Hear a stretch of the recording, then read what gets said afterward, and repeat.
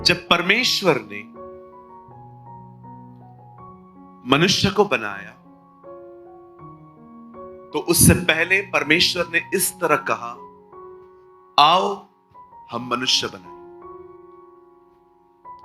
मैं सोचता हूं परमेश्वर ने ऐसा क्यों कहा, आओ, come let us create, make man, create man, जो भी उसने कहा।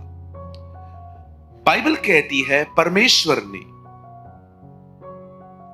इंसान को बनाने से पहले ये वर्ड कहा, आओ हम मनुष्य बनाए। मुझे लगता है उसने यीशु को कहा, तू सामने खड़ा हो जा और मैं तुझे देखकर मनुष्य बनाऊंगा। और परमेश्वर ने अपने हाथ में मड ली और वो उसे देख देख के बना रहा हो, इसलिए हम इतने खूबसूरत हैं। और जब परमेश्वर ने इंसान को बनाया तो बाइबल कहती है वो एक स्टैचू की तरह था तब तक जब तक परमेश्वर ने अपनी श्वास उसमें नहीं डाली। जब परमेश्वर ने उसमें अपनी श्वास डाली, बाइबल कहती है मनुष्य जीवित प्राणी बना। आप जानते हैं अय्यूब में लिखा है, सर्वशक्तिमान की श्वास से मुझे जिंदगी मिलती है। अब बड़े ध्यान से सुनिए। आप में से बहुत सारे लोग हिंदी बाइबल पढ़ते हैं और ये बिल्कुल भी गलत नहीं है, आप बिल्कुल पढ़े, लेकिन मैं आपको कहना चाहता हूं अगर आप इंग्लिश पढ़ना जानते हैं तो हिंदी के साथ इंग्लिश भी जरूर रखिए, आपको कुछ और भी दिखाई देगा। बाइबल कहती है तीमुथियुस के अंदर के हर परमेश्वर का वचन पवित्र आत्मा की प्रेरणा से रचा गया है, पर अगर आप इंग्लिश बाइबल पढ़ें तो वहां लिखा है परमेश्वर का हर वचन उसकी श्वास है। Every scripture is the breath of God. इसका मतलब जब परमेश्वर का वचन आप पढ़ते और सुनते हैं तो आप सिर्फ पढ़ और सुन नहीं रहे, परमेश्वर अपनी श्वास आप में डाल रहा है और उसकी श्वास, लिसन, उसकी श्वास आपको जीवन देती है। अगर आप चाहते हैं कि आप एक मरी हुई दिशा से एक जीवन में आए, मरी हुई दिशा समझते, no interest for Bible, no interest for prayer, प्रभु के वचन के लिए कोई रुचि नहीं है, आराधना की कोई रुचि नहीं है और आपके अंदर कोई इंटरेस्ट नहीं है, एक मरी हुई जगह है और परमेश्वर नहीं चाहता कि आप एक मरी हुई दिशा में रहें। प्रभु चाहता है आप जीवित रहें, प्रभु चाहता है आपकी आराधना में जान हो, प्रभु चाहता है कि आप एक ऐसे मसीह बने जो उससे प्रेम करने वाले बने। और मैं आपको कहना चाहता हूं अगर आप चाहते हैं आप में जीवन आए तो मैं आपको कहना चाहता हूं आज प्रभु का वचन बड़े ध्यान से सुने। आइए अपने दाहिने हाथ को उठाइए, मेरे पीछे कहिए, परमेश्वर मैं यीशु के नाम में आपके पास आया हूं, आप मुझे जानते हैं मैं कहां हूं, मैं कैसा हूं। आज अपनी श्वास के द्वारा फिर से मुझे जिंदा करिए, मुझे वापस उठाइए, मुझे वापस बनाइए और मुझे पहले से अधिक जीवित करिए, यीशु मसीह के नाम में, आमीन, आमीन। आप सब तैयार हैं? आज बहुत कुछ लर्न करेंगे हम, आज बहुत कुछ सीखेंगे हम, और बस मेरी एक दुआ है आप में से हर एक के लिए कि कोई भी वर्ड को सुनते समय लेजी ना हो, यहां वहां न देखे और ना ही अपना ध्यान प्रभु के वचन से हटाएं। मैं एक बार एक कॉन्फ्रेंस में था, एक परमेश्वर के मैच्योर मैन ऑफ गॉड ने कहा, अगर आप चाहते हो ये हॉल महिमा से भर जाए तो कृपया मेरी तरफ से निगाहें हटा के यीशु की तरफ देखें। अमेजिंग अमेजिंग लाइंस थी। ठीक है, आप सब तैयार हैं? चलिए मेरे साथ खोलें the book of second Chronicle, मेरे साथ खोलें दूसरा इतिहास और उसका 20 अध्याय।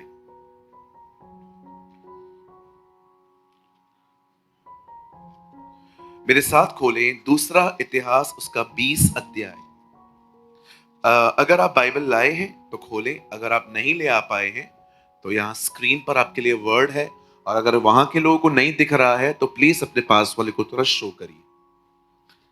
लोगों को पता होना चाहिए कि जो कुछ हम बता रहे हैं ये हमारा नहीं है, ये प्रभु की तरफ से आता है।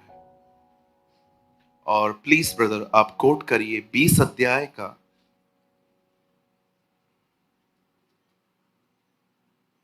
3 वचन। Second Chronicle chapter 20 versus 3।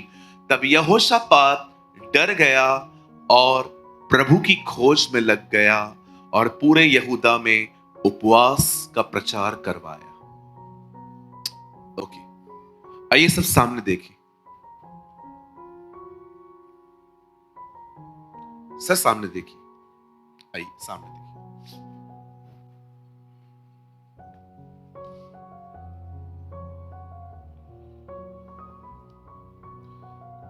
हमारी बाइबल में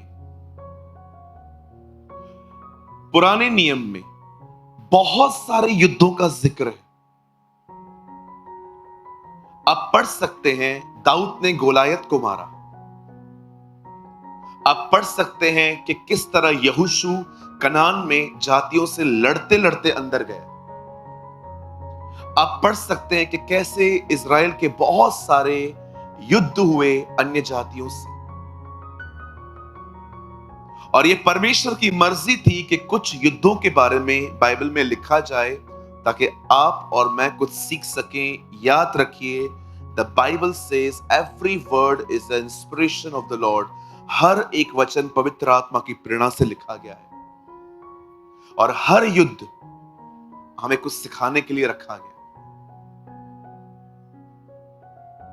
आज जो मैं पढ़ रहा हूं आपके लिए, आज जो मैंने स्क्रिप्चर खुलवाया है, ये एक लड़ाई हुई थी।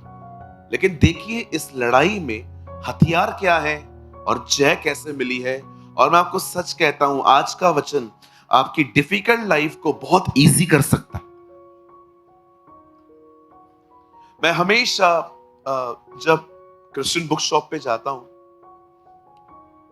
तो मैं ये नहीं देखता हूं कि कौन कितना फेमस राइटर है, उसने क्या क्या लिखा है।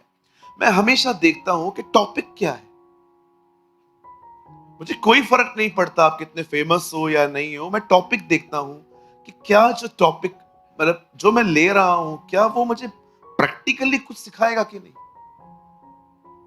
बहुत सारी किताबों में सिर्फ नॉलेज है, ये यहां लिखा है, ये यहां लिखा है, ये यहां लिखा है, ये यहां लिखा है। वो हमारी डेली लाइफ को इजी नहीं बनाती।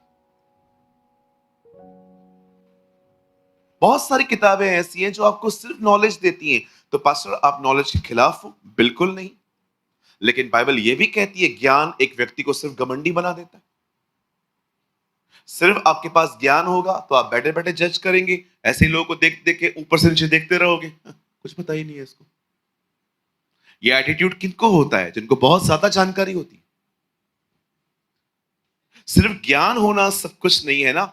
आप में से हर कोई इस बात को याद रखे, परमेश्वर ने आदम को कहा था जिस ज्ञान का वृक्ष खाएगा उस दिन मरेगा तू। सिर्फ ज्ञान होना, नॉलेज होना सब कुछ नहीं होता। हालेलुया। कितने लोग समझ पा रहे हैं? हमारे मुंबई में बहुत सारे लोगों को पता है लोग क्या बोलते हैं। बोलूं? प्लीज, बुरा तो नहीं मानेंगे। डेढ़ शाना, कहिए डेढ़ शाना। कुछ लोगों को आपको सिखा ही नहीं सकते। अगर आप बोलोगे ना I know I know I know, अरे पता है मेरे को, यही प्रॉब्लम है। सब पता है, क्या क्या सिखाएं? कुछ न पता हो तो वो सिखाएं। कुछ लोग बिल्कुल, आप बिलीव मी, आप कुछ लोग को कुछ भी नहीं सिखा सकते, कुछ भी नहीं सिखा सकते।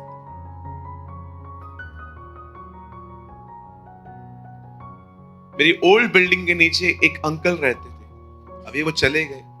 वो पूरी बाइबल जानते थे, लेकिन 9 बजे के बाद बोतल खोल के बैठते थे।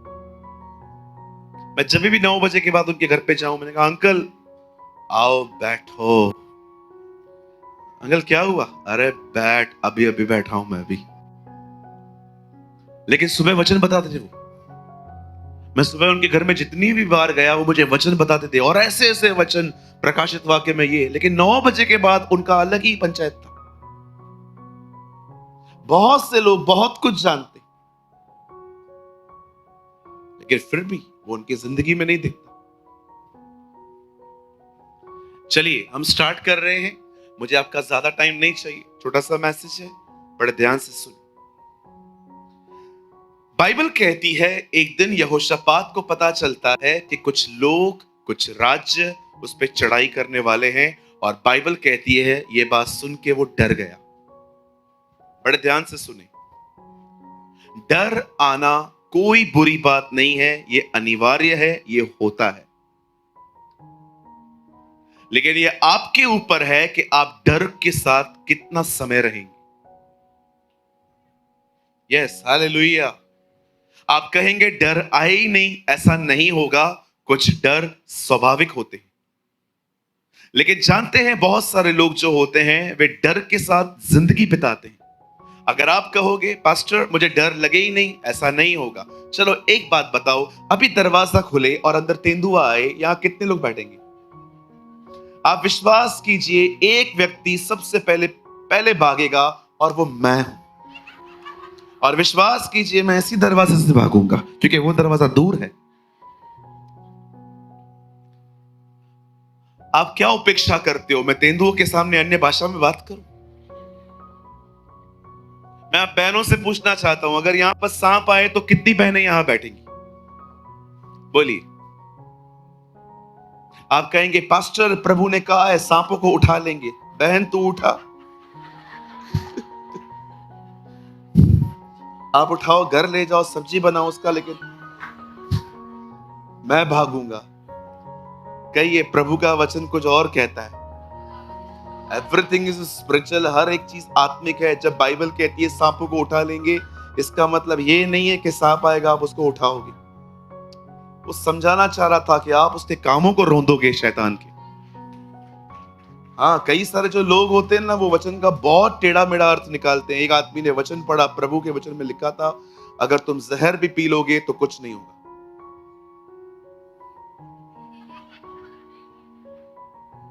अब आप घर जाओगे, आज मैं पीऊंगा, विश्वास कर आधे घंटे से पहले मरेगा। क्यों पास्टर? प्रभु ने कहा है नहीं होगा कुछ भी। बाइबल में यह भी लिखा है कि प्रभु को मत परखो। उन दिनों में गन और तलवार थोड़ा कम चलती थी। प्रभु के समय में लोगों को जहर मिला के पिला के खत्म किया जाता था। परमेश्वर उस बारे में बात कर रहा था कि अगर कोई तुम्हें पॉइजन दे देगा और तुम पी लोगे, तुम्हें पता नहीं था, तुम्हें कुछ नहीं होगा। जैसे साधु सुंदर सिंह को भी कुछ नहीं हुआ था। लेकिन आप कहोगे प्रभु तू महान सर्वशक्तिमान परमेश्वर है, मैं पी रहा हूं दुनिया को दिखाने के लिए, मुझे कुछ नहीं होगा। प्रभु कहेगा पी। जब शैतान यीशु को ऊपर ले गया तो कैसे ले गया? सीढ़ियों से। उसने क्या कहा? अपने आप को ऊपर से नीचे गिरा। यीशु ने कोई हीरोगिरी दिखाई? ओके, अरे वो तो खुदा था। वो कहता हवा मुझे सहारा दे दे, हवा सहारा दे देती उसको। लेकिन फिर भी वो जिन सीढ़ियों से ऊपर गया उन्हीं सीढ़ियों से नीचे आया। कहिए अपने पास वाले को कृपया शो ऑफ बंद करें। हाँ, प्रभु को न परखें। मेरी एक दूर की रिश्तेदार है, मैं उससे मिलने के लिए गया। उन्होंने मुझे कहा मैं मानती हूं तेरा खुदा सच्चा है, लेकिन जिस दिन वो मेरा काम करेगा, ऐसे लोगों का कुछ नहीं हो सकता। कहिए पास वाले को प्रभु को न परखें। प्रभु दे तो प्रभु, न दे तो कुछ नहीं। ऐसा नहीं होता। मैं आप में से हर एक को कहना चाहता हूं, इस लेन देन के संबंध से बाहर आओ। परमेश्वर दे तो परमेश्वर, न दे तो वो कुछ भी नहीं है। मैं आप में से हर एक को कहना चाहता हूं, आप जब सुबह उठते हैं ना, अपने परमेश्वर से एक बात जरूर कहा करें, प्रभु मैं आपको धन्यवाद देता हूं, आपने मुझे अच्छे कपड़े दिए, घड़ी दी, जूता दिया, परिवार दिया, नौकरी दी, आपने मुझे हर दिन कुछ पैसे दिए ताकि मैं अपने परिवार को देख सकूं। पर याद रखना प्रभु, मेरा संबंध इस लेन देन पर नहीं है कि आप दोगे इसलिए आप मेरे खुदा हैं। मैं आपको कहना चाहता हूं, आप दें तो मेरे परमेश्वर हैं, न दें तो भी आप मेरे परमेश्वर हैं। Oh hallelujah. परमेश्वर देगा मतलब तो परमेश्वर है।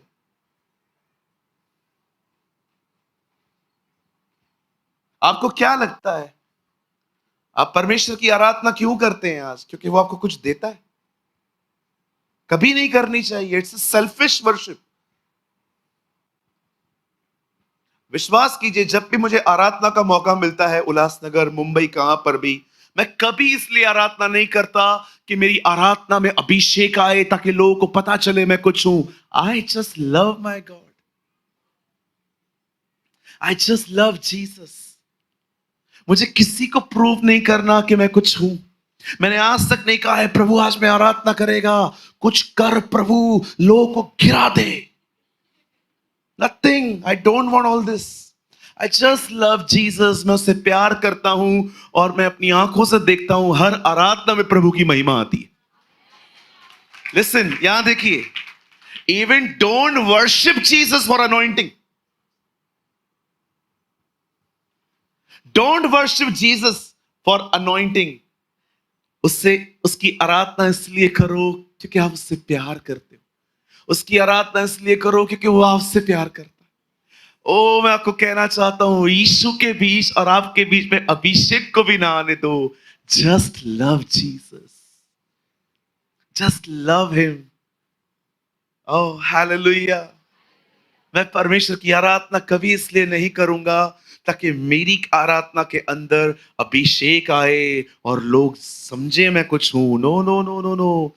मैं आराधना आपके लिए नहीं करता। मैं आराधना सिर्फ इसलिए करूंगा क्योंकि उसने मुझसे प्यार किया है, क्योंकि उसने मुझे पाने के लिए अपनी जिंदगी दी है। वो मेरे लिए श्रापित बना, उसने मेरे लिए अपना लहू बहाया। मैं आपको कहना चाहता हूं, don't worship Jesus for anything. Just worship him, love him. Hallelujah. कितने लोग मेरी बात समझ पा रहे हैं? अंदर नहीं जा रहा होगा ना? नहीं नहीं, ऐसा कैसा ऐसा होता है क्या? कोई बात नहीं, कुछ चीजें समझने में टाइम लगता है। एक दिन मैं महाराष्ट्र के एक प्लेस पे था। बैंगलोर से एक प्रभु के दास आए थे। मेरे साथ एक भाई थे। हम दोनों को कहा गया कि आप लोग है ना, मीटिंग की स्टार्टिंग आप लोग करोगे। 10 मिनट उन्होंने प्रार्थना की, 10 मिनट मैंने प्रार्थना किया। विश्वास कीजिए, इतनी चिल्ला चिल्ला के हमने प्रार्थना की, बाल के पुजारियों से अधिक हम चिल्लाए, कुछ नहीं हुआ। उसके बाद वो प्रभु का दास आया। जस्ट उसने कहा, God of Abraham, Isaac and Jacob. मेरे दोस्त और मैं रोने लग गए उसकी प्रेयर को सुन के। मैं सोच रहा था, प्रभु हमने 20 मिनट आपको पुकारा, ग्लोरी का जी भी नहीं आया। इस बंदे ने आपको एक लाइन कही। प्रभु ने मुझे एक बात कही, तुम लोग मुझे इसलिए पुकार रहे थे ताकि अभिषेक आए। वो मुझे इसलिए पुकार रहा था क्योंकि वो मुझसे प्रेम करता है। आई गॉट, मैंने that day I understood something, कि तुम्हारे और परमेश्वर के बीच में अभिषेक भी नहीं आना चाहिए। तुम्हारे और परमेश्वर के बीच में कोई नहीं आना चाहिए। याद रखिए, जो प्रभु और आपके बीच में आया वो इसहाक है। जो खुदा और आपके बीच में आया वो इसहाक है, और इसहाक तो मरेगा। इसहाक तो खुदा मांगेगा। कृपया इस लेन देन के संबंध को खत्म करें और उसकी आराधना इसलिए करें क्योंकि वो परमेश्वर है। उसकी आराधना इसलिए करें क्योंकि उसने आपके लिए अपनी जिंदगी दी है। मेरी दुआ है आप में से बहुत सारे ज्ञानी उसके प्रेमी बने। मेरी दुआ है आप में से बहुत सारे लोग उसके साथ प्रेम वाले संबंध में आए। मेरी दुआ है आने वाले दिनों में वो अपने आप को आप पे प्रकट करे, वो आपसे मिलने आए, वो अपनी जिंदगी आपके सामने खोले और आप सच में जान पाए कि चीजें कितनी अलग है, देने वाला कितना अलग है, कितना महान है वो, कितना अनुग्रहकारी है, वो दयालु है, उसके जैसा खुदा कोई नहीं हो सकता। ओ मेरी बाइबल कहती है तुम्हारे बीच में कोई ऐसा परमेश्वर कहां जिस तरह से वो तुम्हारे बीच में रहता है। ओ आई जस्ट प्रे कि अब उसका आपको उससे प्यार हो जाए। सच कहता हूं, मेरी दुआ है आप सबके लिए, आपको उससे प्यार हो जाए। मेरी दुआ है आपको उसकी आदत लग जाए। मेरी दुआ है आपकी उससे अटैचमेंट हो जाए। ओ मेरी दुआ है आप हर दिन अपने घर से उसका स्पर्श पाके बाहर निकले। मेरी दुआ है हर दिन वो अपने तेल से आपके सर की मालिश करके आपको घर से बाहर निकाले, आपको ताजगी दे, आप उन पत्तों की तरह बने जो बारिश के बाद कितने ताजे दिखाई देते। Oh hallelujah. मेरी बाइबल कहती है यहोशापात डर गया। He was afraid। और जब वो डर गया उसने क्या किया? वो बैठा नहीं रहा, उसने प्रभु की खोज की। My Bible says he seek the Lord। यहां देखिए, खुदा के पाक कलाम में जितना खूबसूरत चैप्टर ये जो चैप्टर है ना परमेश्वर को ढूंढने के विषय में, शायद ही आपको कोई और दूसरा चैप्टर मिलेगा जो इस तरह प्रभु को ढूंढना सिखाता हो। यहां देखिए, अगर आप में से कोई भी ऐसा है जो परमेश्वर को ढूंढना चाहता है, जो यीशु के इस शब्द का मतलब समझना चाहता है, ढूंढो तो तुम पाओगे। मैं आपको सच कहता हूं, दूसरा इतिहास 20 अध्याय, इस अध्याय से ज्यादा आपको कोई नहीं सिखा सकता कि परमेश्वर की खोज एक्चुअली कैसे की जाती है। मैं लाइन वाइज आपको बताता जा रहा हूं, बड़े ध्यान से सुनिए। मैं जानता हूं हो सकता है आप में से कुछ लोगों के लिए बातें बोरिंग हो, लेकिन मैं जानता हूं जो प्रेमी होते हैं ना उनके लिए ये चीजें क्या होती है, जो लोग उससे प्यार करते हैं। यस पास्टर, टीचर्स, हम जानना चाहते हैं उसको ढूंढना क्या होता है। यहां देखिए, जब यहोशापात डर गया, वो सीधा खुदा के पास जाके अपने भय के बारे में बात नहीं करता। वो सबसे पहले परमेश्वर को प्रेस करता है, वो परमेश्वर की बड़ाई करता है। याद रखिए, अगर आप परमेश्वर को बहुत करीबी से जानना चाहते हैं ना, तो सबसे पहले परमेश्वर की प्रेस दिमाग से नहीं हृदय से करना सीखो। यह हो सकता है कि मैंने आपको कहा उसे प्रेस करना चाहिए और आपने अपने आप को प्रोग्राम कर दिया, मैं आज के बाद ये करूंगा, और ये सब दिमाग से आ रहा है, रटी हुई बातें निकल रही हैं। पर मैं आपको कहना चाहता हूं, ऐसी आराधना, ऐसी बड़ाई कभी जीवन में कुछ नहीं लेके आ सकती, क्योंकि परमेश्वर का राज्य दिमाग से चलने वालों के लिए नहीं है। अगर आप परमेश्वर को ढूंढना चाहते हैं, सबसे पहले उसकी बड़ाई करना सीखें। और ये बड़ाई जो है, पता है कैसे आती है? मैं आपको बताऊं, इट्स वेरी इजी। अगर आप चाहते हो ना परमेश्वर की बड़ाई आपके हृदय से आए, तो सबसे पहले उसके उपकारों को याद करना सीखें। याद करिए कि उसने आपको कब बुलाया, किस तरह बुलाया, आपकी दिशा क्या थी। आप बीमार थे, गरीब थे, पापों में थे, नशे में थे, गंदी संगतियों में थे, आप बर्बादी की तरफ जा रहे थे, और यीशु उन दिनों में आपके पास आया।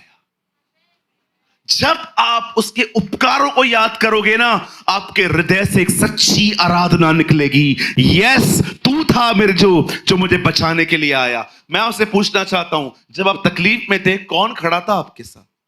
रिश्तेदार, दोस्त, वो जो बड़े बड़े कॉन्टैक्ट्स हैं आपके? कोई नहीं। वो आया, उसने आपको बचाया। मैं कई लोगों को जानता हूं, उनकी आराधना बिल्कुल खोखली होती है, उनकी बड़ाई बिल्कुल खोखली होती है, क्योंकि सब दिमाग से आ रहा है। चलो देखो मैं क्या कर रहा हूं। आंटी धन्यवाद, बहन धन्यवाद, धन्यवाद, धन्यवाद। किसी को खुशी हुई इन धन्यवादों को सुन के? आपको लगा ना ये फॉर्मेलिटी है, कोई रीजन ही नहीं है, पास्टर ऐसे ही धन्यवाद दे रहा है। लेकिन जरा सोचो, अगर मैं आपके घर पे आऊं और आप चारों बहनें हो और मैं आपको कहता हूं, सिस्टर धन्यवाद आपने मुझे खाना खिलाया, धन्यवाद आपने मुझे पानी पिलाया, धन्यवाद जब मैं आया तो आपने हाथ धुलवाए, धन्यवाद मेरी बहन, आप लगता है चिकन आपने ही बनाया था। सिर्फ धन्यवाद धन्यवाद धन्यवाद धन्यवाद धन्यवाद धन्यवाद धन्यवाद धन्यवाद देने से कुछ नहीं होता। जब आप ऐसे ही धन्यवाद देते हो ना, प्रभु भी कहता है क्यों धन्यवाद, क्यों धन्यवाद, क्यों, ऐसे ही ऐसे ही ऐसे ही, नहीं चाहिए नहीं चाहिए नहीं चाहिए। उसको जब धन्यवाद देते हो तो उसका कारण बताओ। धन्यवाद क्योंकि तूने मेरे लिए अपना जीवन दिया, धन्यवाद तूने अपना लहू बहाया, धन्यवाद तू मेरे लिए श्रापित बना।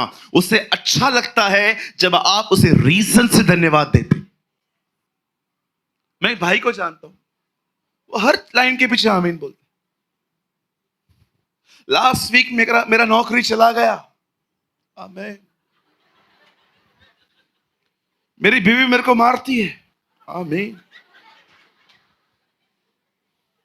कुछ अच्छा नहीं हो रहा, आमीन। अरे भाई, आमीन ऐसे नहीं बोला जाता। हर चीज के पीछे आमीन फिट नहीं बैठता।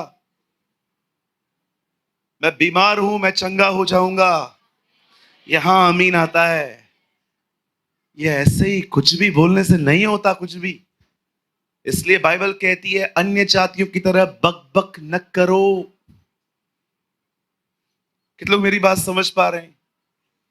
एक से मैंने पूछा आमीन का मतलब, अलग ही प्रकाशन है उसके पास। ये है अमेजिंग रेवलेशन। मैंने उससे पूछा आमीन का मतलब, बोलता है पास्टर आमीन का मतलब प्रार्थना पूरा हुआ।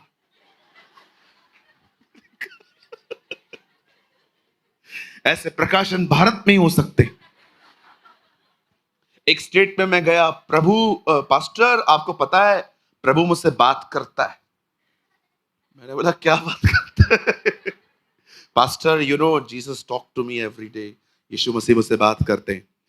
मैंने कहा अभी रिसेंटली कोई हॉटलाइन जो आपको बताई हो उन्होंने? पास्टर मैंने इन दोनों में सीखा कि एक दिन परमेश्वर अदन की वाटिका में आदम और हवा से जब रोज रोज मिलने आता था ना, एक दिन परमेश्वर ने आदम से कहा हवा को कभी टच नहीं करना। लिटरली मैं मजाक नहीं कर रहा हूं, वो इतना सिंसियरली बता रहा था। मैं सोच रहा था प्रभु ने इसको कहा कि हाथ नहीं मिलाना है, तो बच्चे कैसे पैदा करेगा हाथ मिला के?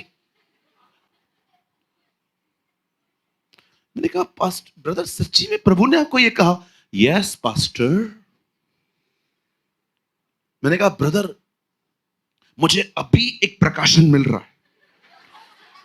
कौन सा पास्टर? मैंने कहा मैं देख रहा हूं आपको लोग मार रहे हैं तो पिट रहा है।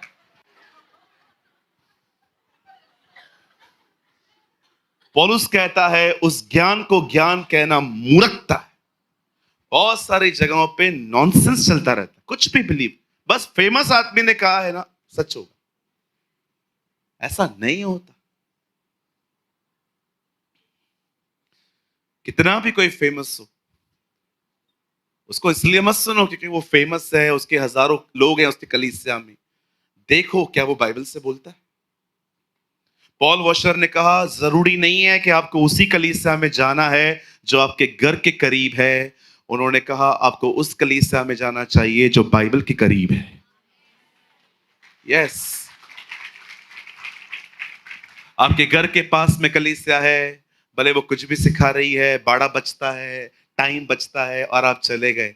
जी नहीं सर, आपको ऐसी कलीसिया में जाना चाहिए जहां पर आपको परमेश्वर का वचन एक्यूरेटली सिखाया जाए, समझाया जाए। नहीं तो होगा क्या, हर रविवार आप सुनोगे ये होगा वो होगा ये होगा वो होगा, होता कुछ भी नहीं है। क्यों? क्योंकि बंदे ने पूरी खिचड़ी बना के आपको खिला दी है। हमारे टाउन में एक पास्टर है, उस पास्टर ने लोगों को बाहर से बुलाना बंद कर दिया। एक दिन मैं उनसे मिला, मैंने कहा पास्टर आप तो बहुत लोगों को बाहर से बुलाया करते थे, अभी आप किसी को बुलाते क्यों नहीं हो? बोला सूरज भाई मैं आपको क्या बताऊं क्या करके गए ये लोग। मैंने बोला क्या हुआ? बोला एक बंदा आया था, सबके लिए भविष्यवाणी करके गया है, वो पूरी नहीं हुई है, चर्च मुझे मार रही है। बोलती है, मुझे चर्च वाले बोलते हैं वो तो चला गया, वो जो बोल के गया वो हुआ क्यों नहीं? उसने बोला जिसने किया जाके उसको पकड़ो। मैंने क्या किया? बहुत सारे जो लोग हैं ना, अपने इमोशंस को, अपने मन की बातों को प्रभु की आवाज समझ लेते। ऐसा नहीं होता है। और कुछ लोग तो वो सुनना ही वो चाहते हैं जो एक्चुअली वो सुनना चाहते हैं। बिल्कुल। आप वो मत सुनो जो आप सुनना चाहते हो, आप वो सुनो जो खुदा बोलना चाहता है। ओ नहीं पास्टर, मैं वही वही मतलब आपके हिसाब से बात होगी तो चलेगा। आपने टीवी ऑन किया, जैसे टीवी ऑन किया, बिली ग्राहम सामने आए और उन्होंने आपको प्रचार में कहा व्यभिचार बंद करो, चेंज कर। उसके बाद रेनॉल्ड बॉन्की आए, जा दूसरों को सुसमाचार बता सुस्त, सारा दिन घर पे बैठा हुआ रोटियां तोड़ रहा है, हटाओ उसको भी। फिर एक और प्रचारक आया, प्रभु तुम्हें आशीष दे।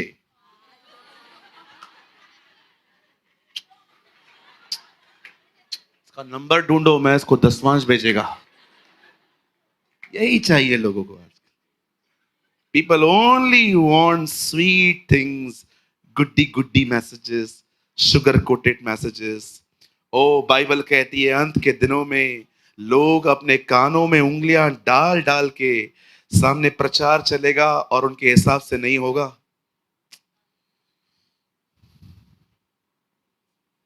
यस, ये हो रहा है, ये बिल्कुल हो रहा है।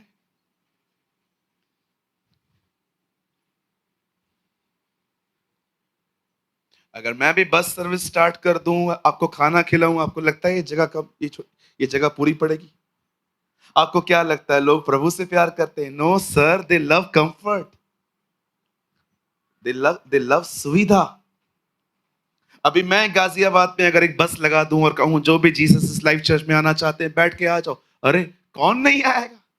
मीटिंग के बाद मैंने सबके लिए बिरयानी बनाई है। ओ बस के ऊपर लोग बैठ के आएंगे, लेके चल, बस लेके चल। आपको क्या लगता है they love Jesus? No sir, they love comfort. चलो इसके लिए भी हम तैयार हैं। मैं तो कहता हूं चलो कोई इस तरह भी शुरू कर रहा है ना और उधार पा रहा है, लेकिन आप बहुत जगहों पे देखो भीड़ भीड़ ही है, भेड़ बन ही नहीं पाई। मैं तो कहता हूं अगर कोई प्रभु में अपने काम करवाने के लिए आ रहा है ना, तो ये भी बुरी शुरुआत नहीं है। चलो बचे, उद्धार पाएं, हम भी ऐसे ही आए थे, लेकिन क्या फायदा मुझे बताइए, भीड़ भीड़ ही है, वो कभी भेड़ ही नहीं बन पाई। क्या यीशु भीड़ के लिए आएगा? नहीं, यीशु भेड़ों के लिए आएगा। आप देखिए उससे अंत में भेड़ों से बात की है, तब भेड़ और बकरी अलग किए गए। भेड़ों से कहा गया तुम, मैं भूखा था। आप देखो लास्ट डेज में उससे भेड़ों से बात की है, बकरियों से नहीं। हालेलुया, बोलो यीशु मसीह की। कितने लोग मेरी बात समझ पा रहे हैं? यहोशापात ने सबसे पहले प्रभु को कैसे ढूंढा? कहिए हृदय से आराधना आई, कहिए दिल से प्रेस किया गया। अब उसने सबसे पहले परमेश्वर को प्रेस किया। अब दूसरा स्टेप, जो लोग प्रभु को ढूंढना चाहते हैं बड़े ध्यान से सुने, उसके बाद उसने प्रार्थना की और उसने परमेश्वर से बहुत और बहुत पॉइंट टू पॉइंट बात की। उसने परमेश्वर से कहा देख उन लोगों को, वे लोग हम पर चढ़ाई करने के लिए आ रहे हैं,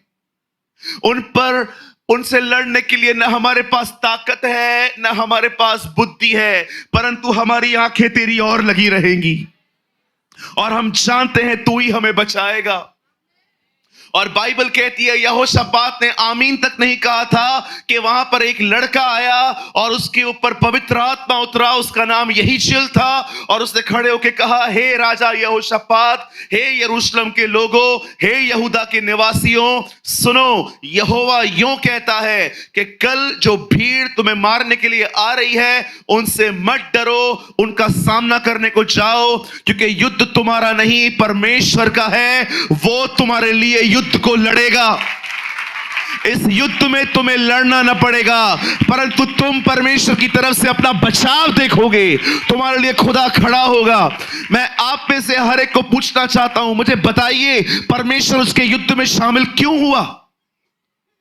एक दिन यहोशू एक युद्ध में गया, लोग कम थे और ये लोग ज्यादा थे, इज़राइल के लोग, और बाइबल कहती है ये लोग हार गए, जो कम थे वो जीत गए। परमेश्वर ने उस लड़ाई में यहोशू का साथ नहीं दिया। यहोशू भी आके प्रभु को कहता है, हम जानते हैं हम ये युद्ध क्यों हारे हैं, क्योंकि तू हमारे बीच में नहीं था। पर क्यों परमेश्वर इस युद्ध में यहोशापात के बीच में जाता है? पता है क्यों? क्योंकि यहोशापात ने जब देखा कि विपत्ति आ रही है, उसे वजीर नहीं गिने, उसे प्यादे नहीं गिने, उसे लोग नहीं गिने, वो सीधा परमेश्वर के पास गया, उसे परमेश्वर को अपना भरोसा दिखाया। मैं आपको कहना चाहता हूं, हर उस युद्ध में प्रभु आएगा जिस युद्ध में पहले उसके पास लोग जाएंगे।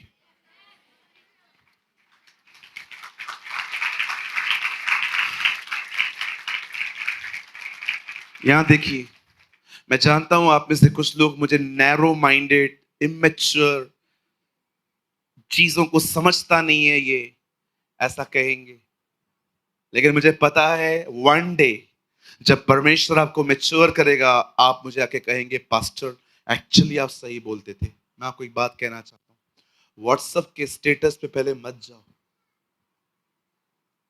मुझे बुखार है, मुझे सर्दी है, मुझे तकलीफ है, कुछ नहीं होगा। 80% लोग आपके स्टेटस को पढ़ के उनको कुछ फर्क भी नहीं पड़ता। 20% में 5% लोग ऐसे होते हैं जो आपके लिए प्रेयर करते हैं। इवन मैं आपको एक बात कहूं, आपको लगेगा शायद मैं थोड़ा अलग बात कर रहा हूं, मैं आपको कहना चाहता हूं, किसी से सबसे पहले अपनी प्रॉब्लम शेयर मत करो। सबसे पहले प्रभु के पास जाओ, उसे बताओ, उसके बाद किसी ऐसे व्यक्ति से मिलो जो आपकी बातें अपने दिल में रखना जानता हो। हर एक के साथ मत बांटो अपनी तकलीफ। मैं आपको कहना चाहता हूं, जब एलीशा के सामने वो बहन आई तब उसने उसके पांव पकड़े, लेकिन जब गहजी से वो मिलती है तो उसे कुछ नहीं बताती। वो जानती थी अपनी प्रॉब्लम किससे शेयर करनी चाहिए। मैं जानता हूं आप में से यहां पर बहुत सारे लोग होंगे जो अपनी जिंदगी में किसी टफ टाइम से गुजरते होंगे। हो सकता है स्टडीज, हो सकता है आपकी पर्सनल लाइफ, हो सकता है फाइनेंशियल क्राइसिस, हो सकता है हेल्थ इश्यूज, हो सकता है पर्सनल प्रॉब्लम है, हो सकता है कि आप किसी ऐसी बातों से गुजर रहे हो कि वो आप किसी को बता ही नहीं सकते, आपको कोई समझ ही नहीं पाएगा। मैं आपको कहना चाहता हूं, यहां देखिए, मेरी बाइबल कहती है उसने परीक्षा की दिशा में दुख उठाया, तो वो उनकी भी सहायता कर सकता है जिनकी परीक्षा होती है। मैं आपको कहना चाहता हूं, एक है जो आपको पूरी तरह से समझता है, उसके पास जाओ, उससे बात करो। तुम में से कोई दुखी है तो प्रभु के पास आए और प्रार्थना करे, यदि आनंदित है तो उसकी स्तुति करे। मैं आपको कहना चाहता हूं, उसके पास जाओ, जाओ उसे कहो, प्रभु खुश हूं बाहर से, अंदर से ब्रोकन है मेरा हार्ट, टूटा हुआ हूं, अकेला हूं, फिर भी लोगों को दिखाता हूं मैं स्ट्रांग हूं, लेकिन तू जानता है मैं कहां से गुजर रहा हूं, हेल्प मी। उसे पुकारिए। मैं आपको वादा करता हूं, यीशु मसीह नासरी के नाम में वो आपके युद्ध में शामिल होगा, वो आपकी लड़ाइयों को लड़ेगा। जहां कोई नहीं पहुंच पाया है आज तक, वहां वो पहुंचेगा। उसके साथ चलने वाले लोगों के लाल समुंदर दो भाग होते हैं, उसके साथ चलने वाले लोगों की यरियों की दीवारें गिरती हैं। मैं आप में से हर एक को कहना चाहता हूं, जब आप खुदा के करीब जाओ और आप ये देखो कि मेरे ऊपर तकलीफें बढ़ रही हैं, विश्वास कीजिए प्रभु जानता है आपका आखिरी दुश्मन फिरौन है। प्रभु आपको नहीं मार रहा है, प्रभु आपके अंतिम दुश्मन को हमेशा के लिए वहां खत्म कर देगा। लोग सोचते थे, कुछ लोग सोचते थे कि परमेश्वर शायद इस्राएलियों को मार रहा है। जी नहीं, परमेश्वर उनके अंतिम दुश्मन को हमेशा के लिए पानी में गाड़ रहा था।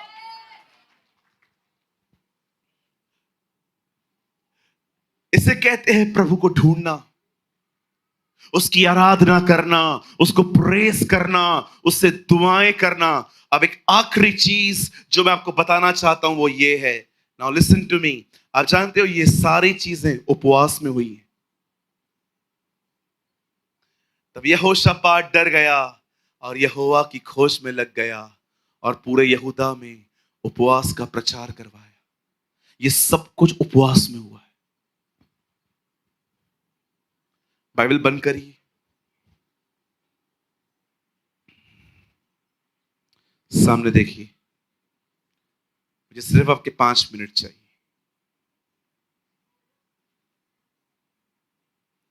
बड़े ध्यान से सुने। आप जानते हैं परमेश्वर हालातों को कैसे बदल देता है। आज से बहुत साल पहले एक आदमी का एक्सीडेंट हुआ। उसने अपनी बायोग्राफी में लिखा है, इतनी हड्डियां टूटी कि डॉक्टर भी काउंटिंग में मिस्टेक्स कर रहे थे। 6 महीना वो व्यक्ति अस्पताल में था। हड्डी हड्डी लोग जोड़ रहे थे उसकी।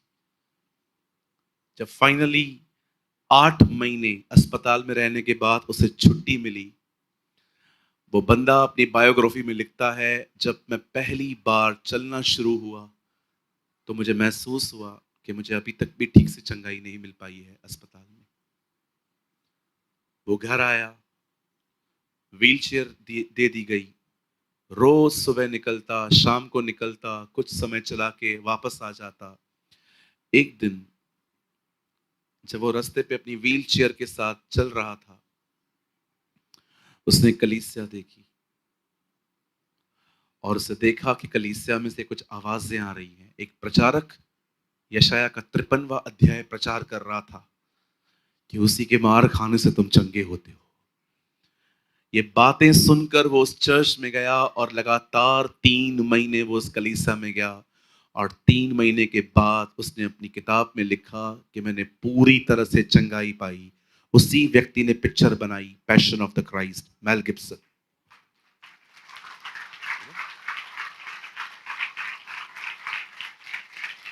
और आप उसकी उसकी मूवी को देखिए।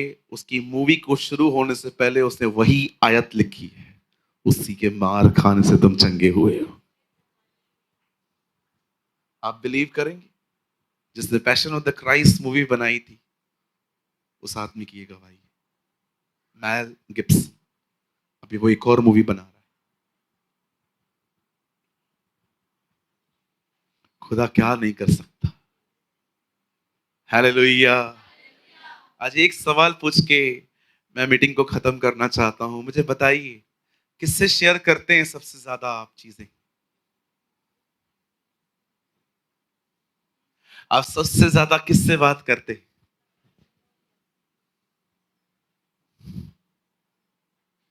कहाँ एनर्जी यूज कर रहे हैं आप अपनी? अगर किसी सिचुएशन से बाहर आना है ना, ये चीजें करिए।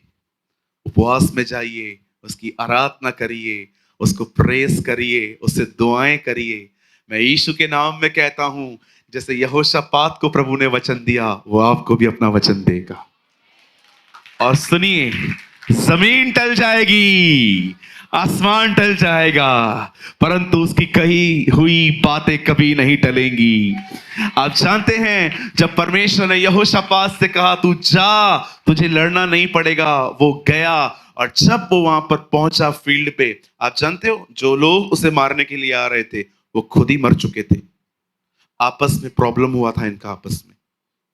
किसी ने बोला होगा राइट साइड से चले मारने के लिए यहोशापात को, उन्होंने कहा होगा नहीं नहीं, लेफ्ट से चलते हैं, राइट ज्यादा अच्छा रहेगा। मैंने बोला लेफ्ट से चलते हैं। ए ठीक से बात कर, why you are showing attitude? आहिस्ते बात करना, तेरा रोज का है। इनके आपस में झगड़े हो गए। यहोशापात वहां गया, लूट लेके आ गया। ये इतिहास है। जब भी दुनिया में युद्ध हुए हैं, इकोनॉमी खराब हुई है, ये इतिहास है। इजराइल में जब भी युद्ध हुआ वो अमीर हुए। you know? वे अमीर हुए। अरे मैं आपको सच कहता हूं, शैतान को जो करना है करने दो, परमेश्वर हर युद्ध में आपको अमीर करके जाएगा। यस। अमीर होने का मतलब ये नहीं है तुम्हारे पॉकेट में बहुत सारे पैसे होंगे। मुझे पता है ये तालियां क्यों बज रही थी अभी। अमीर होने का मतलब सिर्फ ये नहीं होता, मैं आत्मा में अमीर होने की बात कर रहा हूं। यस। इतने अमीर हो जाओगे कि 100 बार जो दुष्ट आत्मा तुम्हारे बोलने पे नहीं निकल रही थी, अब तुम्हारे एक शब्द से उसे भागना पड़ेगा, क्योंकि अभिषेक के चटके लगेंगे, चटके। परमेश्वर तुम्हें इतना अपनी आत्मा से भर देगा। आमेन। हालेलुया। परमेश्वर को ढूंढने के ये सारे स्टेप्स हैं। फास्टिंग करो, उसकी आराधना करो, उसको प्रेस करो, उससे दुआ करो, और याद रखना इसी बीच में उसका वचन आएगा, उसका कलाम आएगा। उस कलाम को पकड़ के रखो, थाम के रखो, लिख कर रखो, पेंटिंग बना के दीवार पे लगा दो, और विश्वास करो यही होगा। परमेश्वर अपना वचन पूरा करेगा। कितने लोग आज कुछ समझे? मैं चाहता हूं भाई साहब आप ऊपर आए।